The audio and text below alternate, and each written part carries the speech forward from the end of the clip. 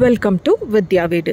இன்றைக்கி என்னுடைய பர்த்டே அப்படின்றனால காலையில் கோயிலுக்கு போயிட்டு பிரேக்ஃபாஸ்ட் வெளியில் சாப்பிட்டுட்டோம். அதனால் பிரேக்ஃபாஸ்ட் இன்றைக்கி வீட்டில் சமைக்கலை.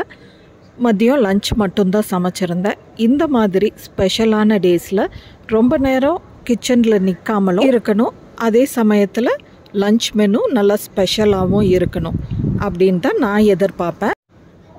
அதுக்கு தகுந்த மாதிரி நான் இன்றைக்கி dry fruit pulao, mushroom gravy, carrot dry fruit cake இதெல்லாம் தான் பண்ணியிருக்கேன்.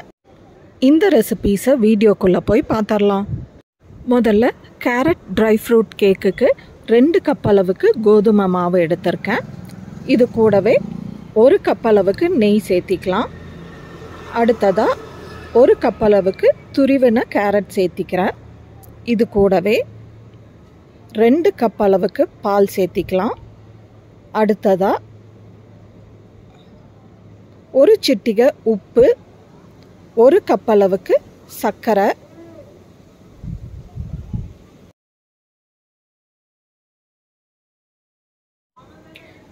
இது எல்லாத்தையும் லம்ப்ஸ் இல்லாமல் நல்லா கலந்து விட்டதுக்கப்புறமா 1 டீஸ்பூன் அளவுக்கு பேக்கிங் சோடா சேர்த்தி அதையும் நல்லா கலந்து விட்டு ஒரு லிட் வச்சு மூடி வச்சிடலாம். இது ஒரு 10 நிமிஷம் ஊறட்டும்.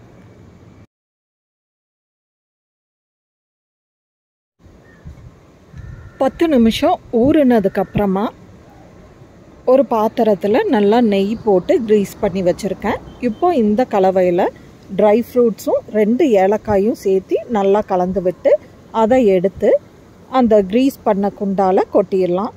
கொட்டி மாவு நல்லா ஈவனாக வரா மாதிரி நல்லா தட்டி விட்டுக்கங்க.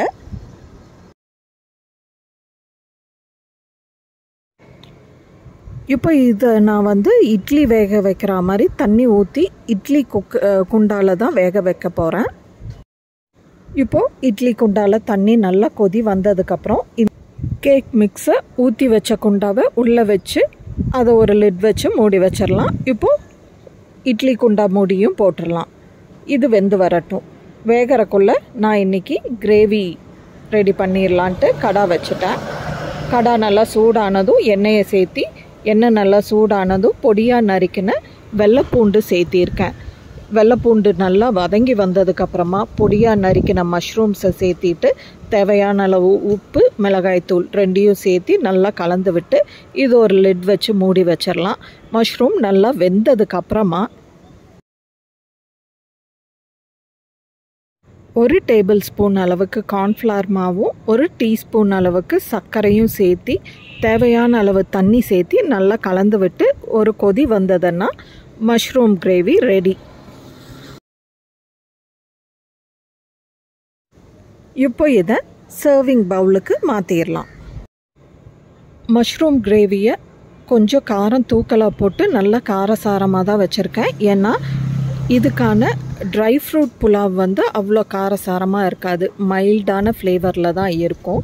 ஸோ ட்ரை ஃப்ரூட் புலாவ் தாளிக்கிறதுக்கு குக்கர் நல்லா சூடானதும் எண்ணெய் கொஞ்சமாக சேர்த்திட்டு ஒரு 1/2 டீஸ்பூன் அளவுக்கு இஞ்சி பூண்டு பேஸ்ட்டு, ஒரே ஒரு பச்சை மிளகாய், கூடவே 10 பாதாம், 10 முந்திரி, 10 பிஸ்தா, கொஞ்சமாக ட்ரைட் கிரேப்ஸ் இதையெல்லாம் சேர்த்தி உலர் திராட்சை நல்லா உப்பி வர்ற வரைக்கும் இதை வறுத்து விட்டால் போதும். இந்த டிஷ்ஷுக்கு தேவையான அளவு தண்ணி சேர்த்திடலாம். இன்றைக்கி 2 டம்ளர் அரிசி எடுத்திருக்கேன், பாஸ்மதி ரைஸ்.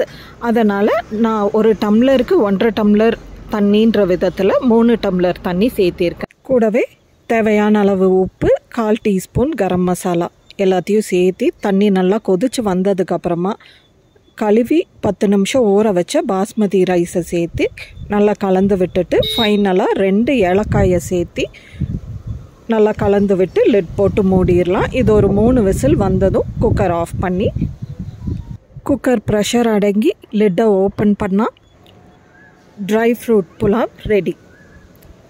இது கூடவே மஷ்ரூம் கிரேவிக்கும் பொடியாக நறுக்கின கொத்தமல்லி தலையை கொஞ்சமாக சேர்த்தி நல்லா 2யும் கலந்து விட்டுடலாம்.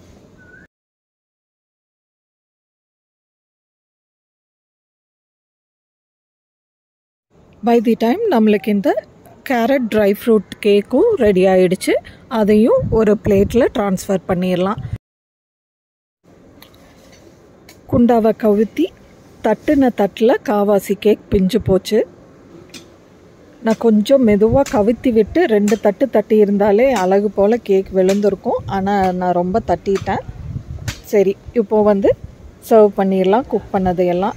இன்றைக்கி என்னுடைய birthday special lunch menu dry fruit pulao, mushroom gravy, carrot dry fruit cake இதெல்லாம் தான் சர்வ் பண்ணியிருந்தேன். இந்த வீடியோ உங்களுக்கு பிடிச்சிருந்ததுன்னா do not forget to subscribe, like and share with Vidya. Bye.